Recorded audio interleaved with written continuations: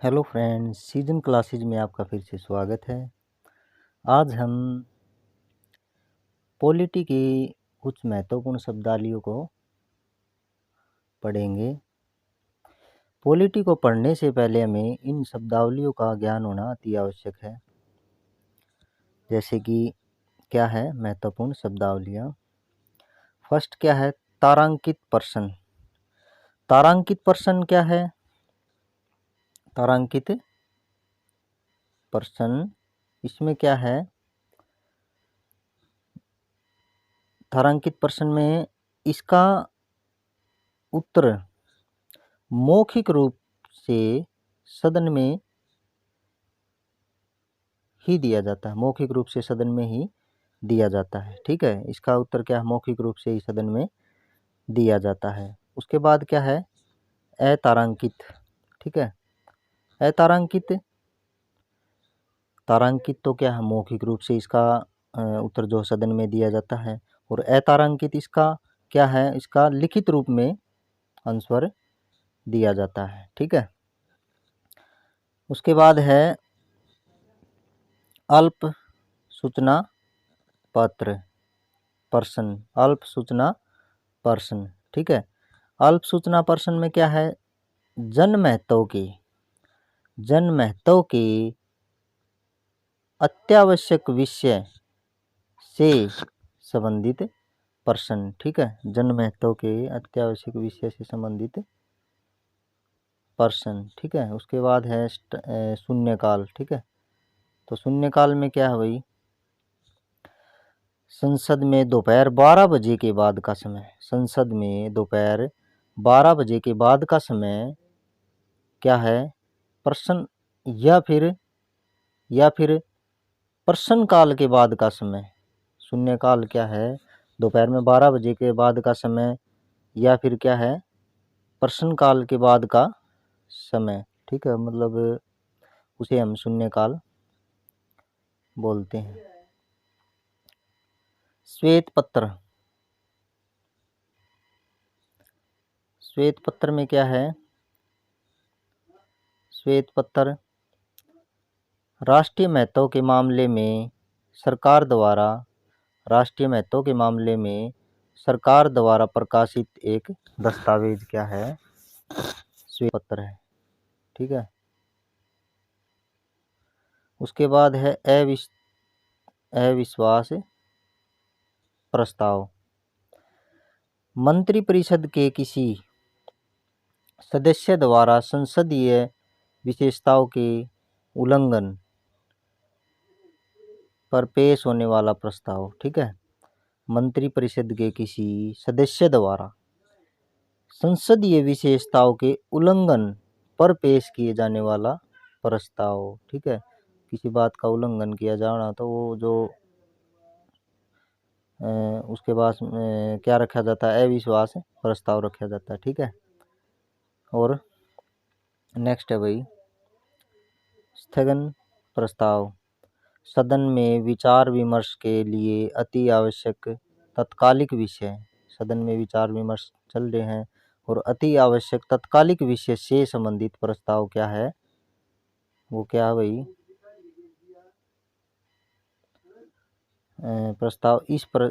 प्रस्ताव को पेश करने के लिए न्यूनतम 50 सदस्यों की स्वीकृति आवश्यक है। ठीक है, लेखानुदान। उसके बाद क्या भाई? लेखानुदान। ठीक है, लेखानुदान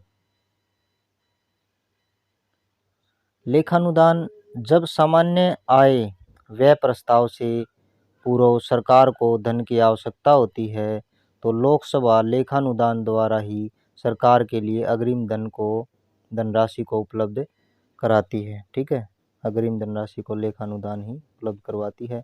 अनुपूरक अनुदान जब व्यय के लिए प्राधिकृत राशि अपर्याप्त हो जाती है तो राष्ट्रपति द्वारा संसद के अनुपूरक क्या है? अनुदान संबंधी प्रस्ताव पेश किया जाता है। इस प्रस्ताव के साथ वित्त विधेयक जैसी कार्यप्रणाली अपनाई जाती है। स्त्रावसान संसद के स्तर को समाप्त करना स्तरावसान कहलाता है। यह कार्य राष्ट्रपति करता है। स्थगन, संसद के एक स्तर में कई बैठकें होती हैं। किसी विशेष बैठक को समाप्त करना संसद का स्थगन कहलाता है। स्थगन, ठीक है।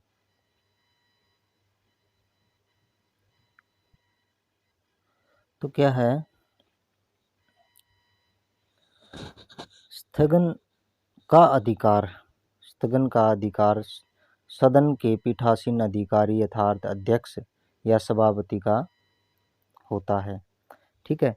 विघटन, सदन का विघटन मात्र लोकसभा से ही संबंधित है और विघटन के पश्चात क्या है, चुनाव द्वारा नई लोकसभा का गठन होता है। विघटन क्या है, सदन का विघटन मात्र लोकसभा से ही संबंधित है और विघटन के पश्चात चुनाव द्वारा नई लोकसभा का गठन होता है और लोकसभा को विघटित करने की शक्ति क्या है, राष्ट्रपति को अनुच्छेद 85 के अंतर्गत प्राप्त है।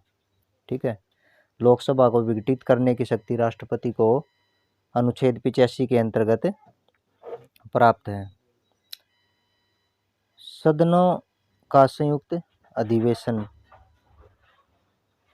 सदनों का संयुक्त अधिवेशन संविधान के अनुच्छेद 108 में दोनों सदनों की क्या है, संयुक्त बैठक का प्रावधान किया गया है।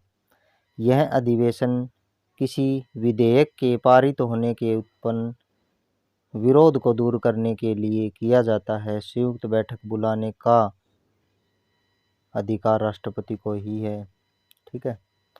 प्रशासनिक न्यायाधिकरण, प्रशासनिक न्यायाधिकरण, इसमें क्या है भाई, प्रशासनिक न्यायाधिकरण एक संवैधानिक इकाई जिसे लोक सेवकों की नियुक्ति अथवा सेवा शर्तों से जुड़े विवादों का निपटारा करने की शक्ति होती है। मतलब एक संवैधानिक इकाई जिसे लोक सेवकों की नियुक्ति अथवा सेवा शर्तों से जुड़े विवादों का निपटारा करने की जो पावर होती है वो क्या है, प्रशासनिक न्यायाधिकरण। उसके बाद है 42वें संविधान संशोधन अधिनियम 1976। ठीक है। इसमें क्या है भाई, अनुच्छेद 323A के तहत केंद्र एवं राज्यों के लिए ऐसे अलग न्यायकर्ता की व्यवस्था की गई है। इसके अनुरूप 1985 ईस्वी में, इसके अनुरूप क्या है, 1985 ईस्वी में केंद्रीय प्रशासनिक न्यायाधिकरण की स्थापना की गई। अखिल भारतीय सेवाएं, IAS IPS जैसी सिविल सेवाएं जिसके सदस्य केंद्र सरकार अथवा राज्य सरकार के अधीन कार्य करते हैं, ऐसी अन्य सेवाओं की स्थापना का अधिकार क्या है, संविधान के अनुच्छेद 312 के अधीन राज्यसभा को प्राप्त है। जो ऐसी सेवाएं हैं, अखिल भारतीय सेवाएं हैं, IAS IPS जैसी सिविल सेवाएं जिनके सदस्य मतलब केंद्र सरकार अथवा राज्य सरकार के अधीन कार्य करते हैं, ये सदस्य हैं, तो ऐसी अन्य सेवाओं की स्थापना का अधिकार कौन से संविधान के कौन से अनुच्छेद में है, 312 के अधीन राज्यसभा को प्राप्त है। विनियोग विधेयक, विनियोग विधेयक एक ऐसा विधेयक जिसके तहत लोकसभा के द्वारा भारत के संचित निधि से धन की निकासी की जाती है, वो विनियोग विधेयक कहलाता है। ठीक है।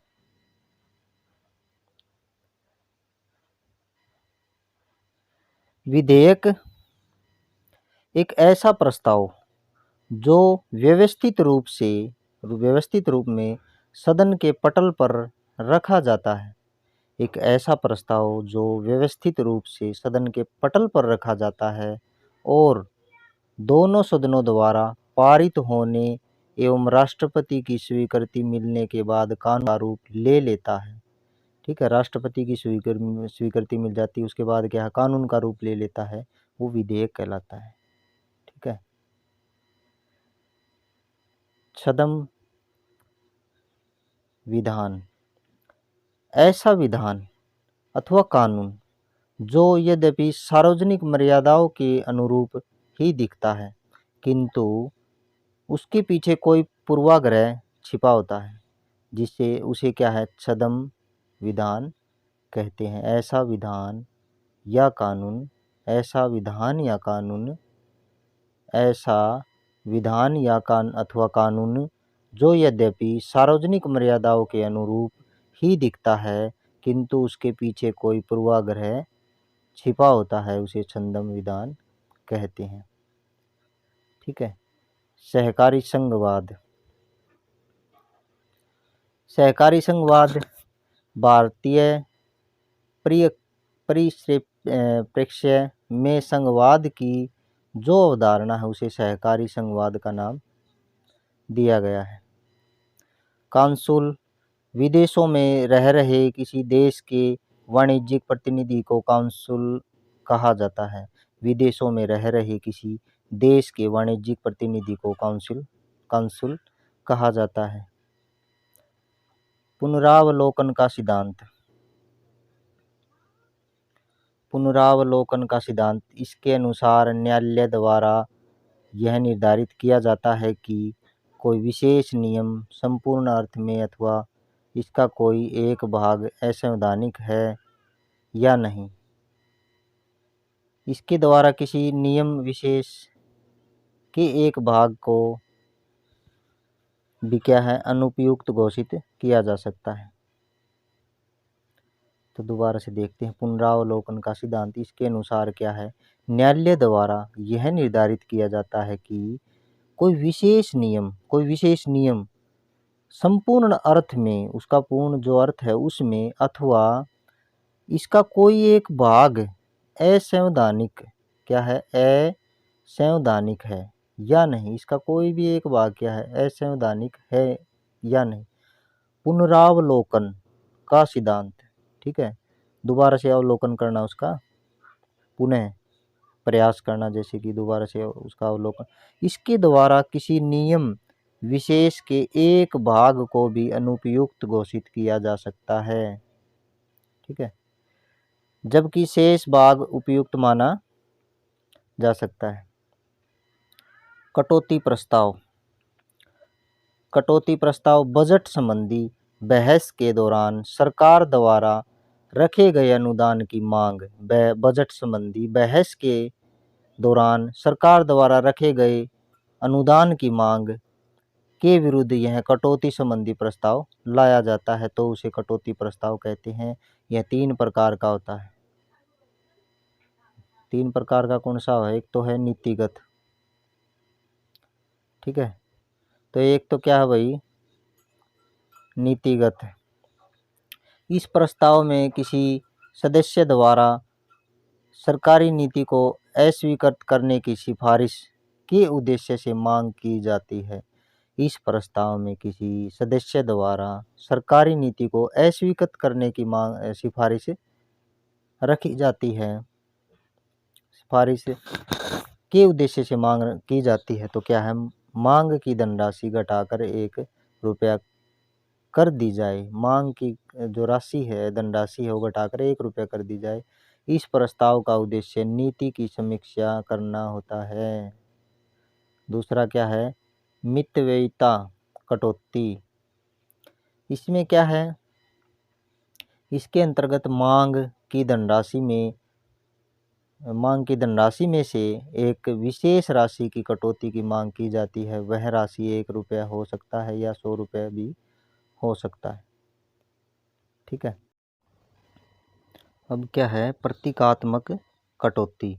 इसके अंतर्गत कुल मांग धनराशि में 100 रुपये कम कर दी जाए का कटौती प्रस्ताव आता है। ठीक है। 100 रुपये की जो कम कर दी जाए, उसमें तो 1 रुपये कम कर दे। इसमें क्या है, जो मांग धनराशि में क्या है, 100 रुपये कम कर दी जाए का कटौती प्रस्ताव आता। किसमें? प्रतीकात्मक कटौती में। वित्त विधेयक है। इसमें क्या है, प्रत्येक वर्ष हर साल क्या है, बजट प्रस्ताव के पास होने के बाद बजट में निहित प्रस्तावों को विधान का रूप देने के लिए क्या है, बजट में निहित प्रस्ताव को विधान का रूप देने के लिए प्रयुक्त किया जाने वाला विधेयक वित्त विधेयक कहलाता है।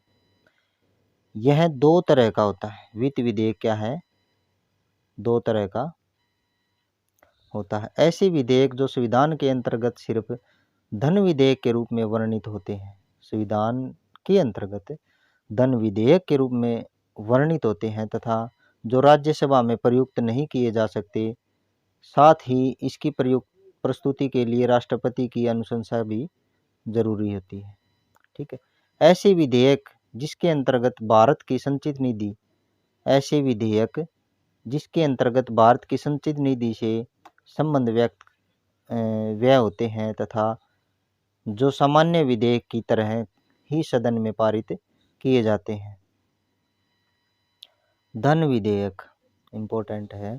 धन विधेयक अनुच्छेद 110 के अंतर्गत संसद में राजस्व एकत्रित करने अथवा अन्य प्रकार से धन से संबंधित विधेयक क्या कहलाता है, धन विधेयक।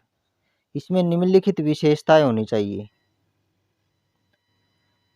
किसी कर का आरोपण, किसी कर का आरोपण, उत्सादन, परिहार, बदलाव अथवा विनियमन, सरकार द्वारा धन उधार लेने का विनियमन, भारत की संचित निधि या आकस्मिक निधि की अभिरक्षा, ऐसी किसी निधि में क्या है, ऐसी किसी निधि में धन डालना या निकालना। ठीक है, तो ये क्या है, धन विधेयक की कुछ विशेषताएं हैं। और कोई विधेयक धन विधेयक है या नहीं, इसका निर्णय लोकसभा अध्यक्ष करता है। कोई विधेयक धन विधेयक है या नहीं, कोई विधेयक धन विधेयक है या नहीं, इसका क्या है, निर्णय कौन करता है, लोकसभा अध्यक्ष करता है। गिलोटिन, गिलोटिन क्या है, गिलोटिन किसी विधेयक पर विचार विनिमय को शीघ्र समाप्त करने की प्रक्रिया गिलोटिन कहलाती है। इस पर तभी कार्यवाही की जा सकती है जब सदन इसके लिए पहले से ही सहमत हो गया हो, तभी इस पर कार्रवाई की जा सकती है।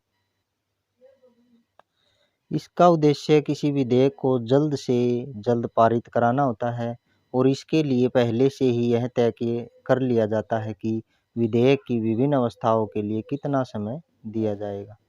ठीक है। लोकपाल और या लोकायुक्त, लोकपाल या लोकायुक्त आधुनिक शासन की बढ़ती हुई शक्तियों से नागरिकों के हितों तथा अधिकारों की रक्षा के लिए जिन अनेक युक्तियों का सहारा लिया गया है, उनमें क्या है, लोकपाल लोकायुक्त की संकल्पना प्रमुख है।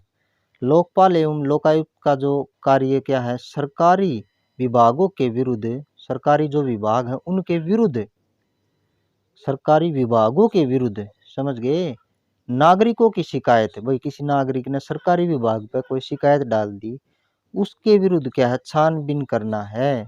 भारत के विभिन्न राज्यों में लोकायुक्त की व्यवस्था की गई है। केंद्र में लोकपाल विधेयक पारित हो गया है। अध्यादेश भाई, इसमें क्या है, राष्ट्रपति अथवा राज्यपाल द्वारा विधि निर्माण की वह प्रक्रिया जो तब अस्तित्व में आती है जब संसद अथवा विधानमंडल स्त्रावसान होने के कारण क्या है, अथवा निम्न सदन के विघटन के कारण विधि निर्माण करने की स्थिति में नहीं होता है, तब क्या है अध्यादेश। तो राष्ट्रपति अथवा राज्यपाल द्वारा विधि निर्माण की वह प्रक्रिया जो तब अस्तित्व में आती है जब संसद अथवा विधानमंडल स्त्रावसान होने के कारण अथवा निम्न सदन के विघटन के कारण विधि निर्माण में स्थिति में नहीं होता है। यह अध्यादेश है सदन अथवा विधानमंडल की बैठक में 6 सप्ताह के अंदर अनुमोदित नहीं कर दिया जाता है।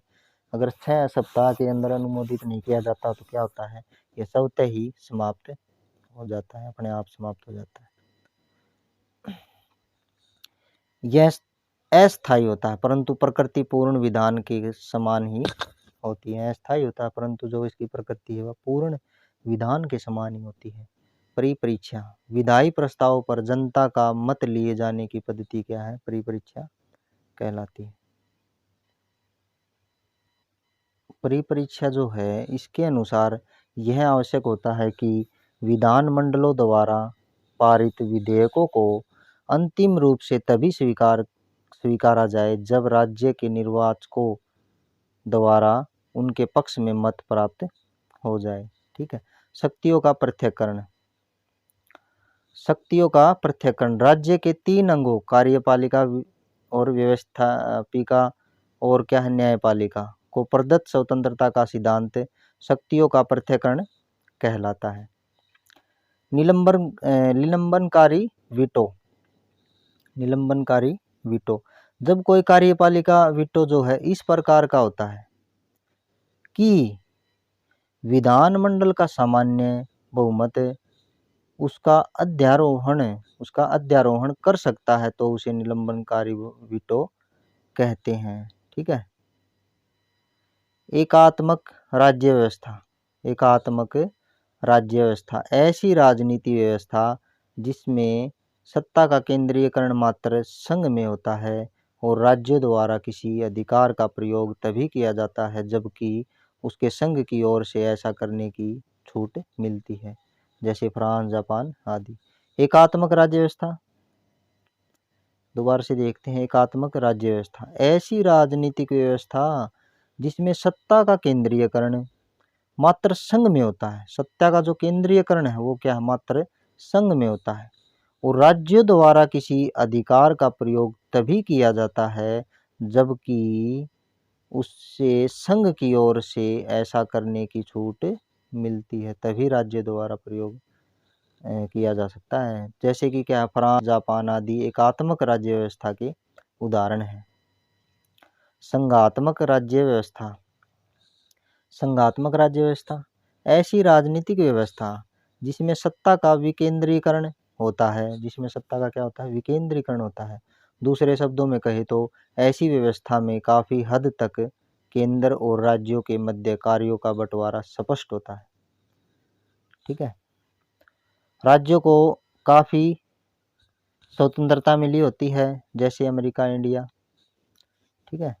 तो भाई नेक्स्ट है राज्य को कब किस राज्य को मिला विशेष दर्जा। इससे पहले हम ये पढ़ते हैं।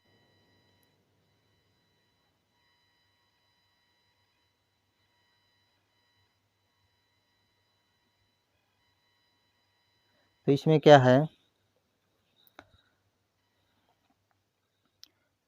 इसमें क्या है भाई? गॉडगिल फार्मूले के आधार पर विशेष राज्य का दर्जा दिया जाता है। किसके आधार पर? गॉडगिल फार्मूले के आधार पर विशेष राज्य का दर्जा दिया जाता है। किस फार्मूले के आधार पर? गॉडगिल फार्मूला। विशेष दर्जा और विशेष दर्जा। विशेष दर्जा के लिए उस राज्य की आर्थिक स्थिति, सामरिक महत्ता, आर्थिक स्थिति और सामरिक महत्ता एवं आधारिक संरचना को पैमाना माना जाता है। ठीक है। पैमाना माना जाता है।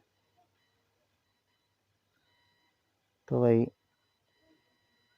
इसके अंतर्गत क्या है? वित्तीय सहायता में इसके अंतर्गत वित्तीय सहायता में 90% अनुदान और 10% ऋण होता है। तो इसको देखते हैं भाई हम कब किस राज्य को दर्जा मिला। तो 1969 में किसको? असम को। 1969 में किसको? असम को। कब? 1969 में। और हिमाचल प्रदेश को 1971 में। त्रिपुरा को 1972 में। 69 में तो असम को, 71 में हिमाचल प्रदेश, 72 में त्रिपुरा और 1986-87 में अरुणाचल प्रदेश। ठीक है। 1969 में क्या है? असम को, नागालैंड को और वही जम्मू कश्मीर। ठीक है। तो दोबारा से देखते हैं। 1969 में क्या है? इन 3 राज्यों को दर्जा मिला, असम, नागालैंड और जम्मू कश्मीर, ठीक है। उसके बाद है 71 में, 71 में हिमाचल प्रदेश को मिला, ठीक है। 71 में क्या है, हिमाचल प्रदेश को 71 में मिला। 72 में मेघालय, 72 में क्या है, मेघालय, मणिपुर और त्रिपुरा। 1972 में मेघालय, मणिपुर और त्रिपुरा, ठीक है। 69 में असम, नागालैंड, जम्मू कश्मीर। 71 में हिमाचल प्रदेश। 72 में मेघालय, मणिपुर और त्रिपुरा। 75-76 में सिक्किम को, 75 और 76 में सिक्किम को। और 1986-87 में मिजोरम को, 86-87 में मिजोरम और अरुणाचल प्रदेश दोनों को। 2001 में उत्तराखंड। ओके।